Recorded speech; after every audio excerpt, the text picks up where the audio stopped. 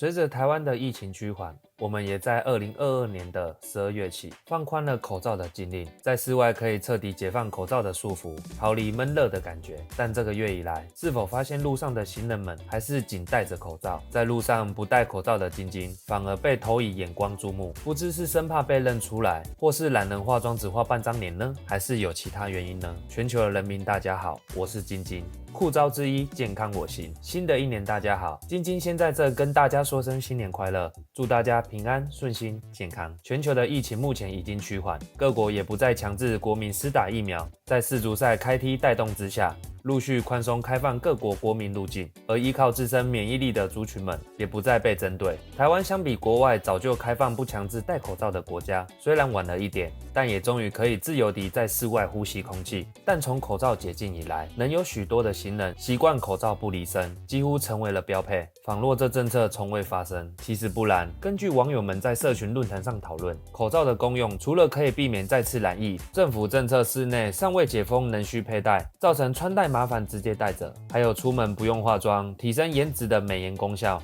让人人可以当作口罩正妹帅哥。而最多人呼声的原因是台湾进入冬季，除了天气冷可以保暖，其实最主要的功用是东北季风所带来的 PM2.5 减少生活中过敏的机会。而在台湾每年消耗卫生纸速度之快，根据数字统计，平均每人每天消耗36张卫生纸，不禁令人怀疑台湾人这消耗速度是否都用在坏的事情上。其实不然，大多都是被用于擤鼻涕上。晶晶身边不少朋友不论男女，出门几乎都会带卫生纸，碰到过敏发作就不停捏馄饨包水饺，随时都可以开间面馆。现在在台湾几乎70%的新生儿都是过敏儿，而每年过敏儿人数还在逐年上升中。除了无法改变遗传基因问题，日常的生活环境与饮食习惯都是过敏儿宝宝发生过敏的病源。在环境上，台湾处于亚热带海岛型国家，周围环海，在台湾岛上花草农作繁盛，还有明显的早晚温差变化，许多工厂废气及排放物的空气污染，东北季风吹来的悬浮粒子，使得许多的小朋友气管受到入侵伤害，以及刺激黏膜组织，诱发出过敏性咳嗽与气喘。每逢季节交替时，吹受冷气，早晨闷热，半夜寒冷，造成时常咳嗽不停，并常伴随着打喷嚏、鼻痒、喉痒、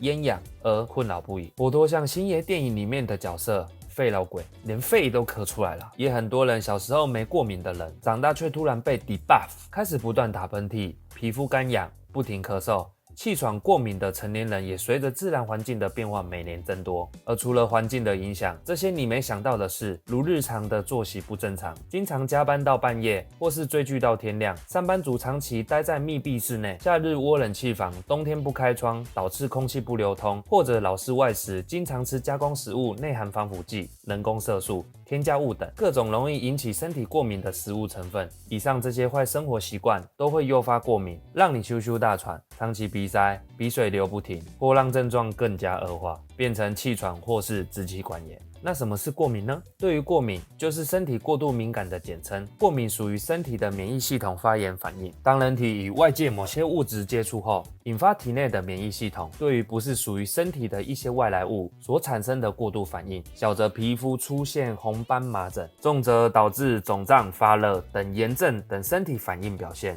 在台湾最常见的过敏源有尘螨、部分食物、花粉、宠物毛发、空气的悬浮粒子等等，都可能会引起过敏的刺激因子。台湾也因气候温暖潮湿，最适合尘螨的生活。生活中约有92%以上的过敏是尘螨引起的，但也有许多商人打着去除尘螨的商品，要消费者缴着智商税，这之后再跟大家分享。而在疫情期间，过敏族群更是苦不堪言，稍微在室内打个喷嚏，或是想擤个鼻涕，都很容易遭周边目光的压力，像是明星出门，生怕被别人认出一样。过敏族群们人心惶惶，不敢出门。虽然在宣导下，大家对疫情有了认识，才不会错怪他们。而接下来已经进入冬季的季节，更是流行性感冒的高峰期。那我们怎么区分过敏跟感冒呢？看到这边，如果你觉得晶晶的分享对你有帮助，想知道更多的治医知识，欢迎订阅频道关注，并开启小铃铛，这样才不会错过晶晶更多的影片。到底感冒跟过敏有什么不同？以是否有咳嗽来区分。如果没有发烧或喉咙痛却常常咳嗽，且咳超过10天，常发生在气候变化、夜晚温度低、气管易紧缩发生痉挛，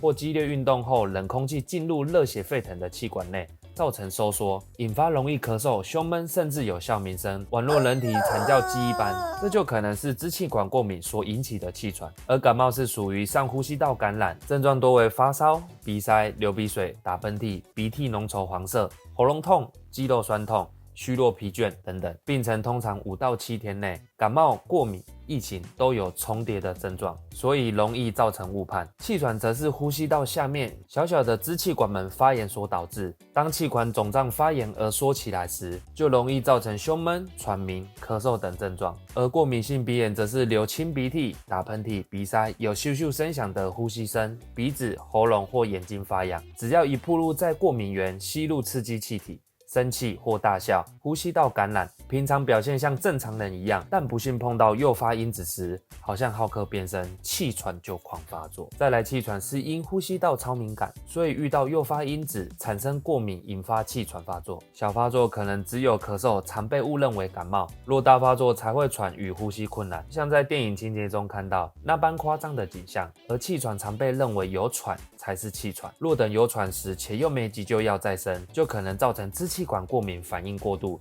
支气管紧缩无法呼吸，造成致命危险。目前人类科技在进步，能无法根治过敏性鼻炎，没有一个可以完全治愈的方式，因此治疗的目的在减少发作，减轻发作的症状及预防并发症的产生。目前只有西医抗组织胺药物可以减缓过敏反应所引起的症状，但嗜睡是这类药物最常见的副作用，开车或是危险工作时避免使用。而鼻用类固醇喷剂可以减轻，但需每日不间断使用，一直过敏反应马上又会出现，且长期使用类固醇药物容易造成身体的负担。最好的治疗方式就是预防，避免过敏源。因此，就算疫情解封后，还是有许多人戴着口罩。而其中改善方式，这边晶晶为大家整理重点。首先，改善自我家庭生活品质，定时环境清洁，保持良好的卫生，家里陈旧的家具要勤于清洁。其次，避免过多宠物及动物毛发，尤其是每晚都会碰到的床单、枕头，常常是过敏源的聚集地。另外，也是晶晶之前常提到的，提升睡眠品质，适时的使用营养补充品，增加自己的抵抗力，才能提高免疫力。还不清楚的伙伴，都可以往前观看晶晶之前的影片。